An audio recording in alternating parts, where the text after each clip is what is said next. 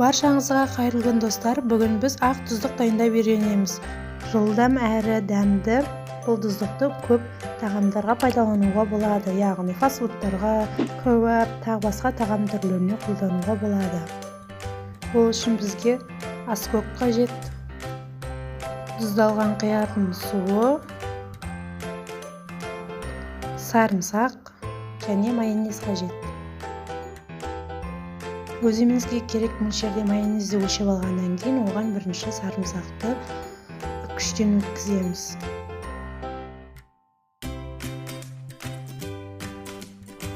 Одан кейін аскөгімізді саламыз.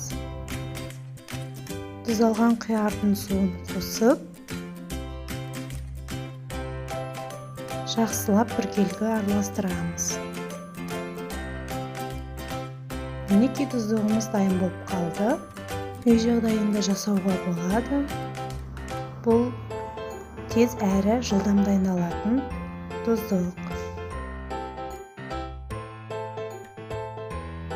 Мінекей достар, осымен біздің тұздығымыз дайын. Сіздерге жасауға кеңес беремін.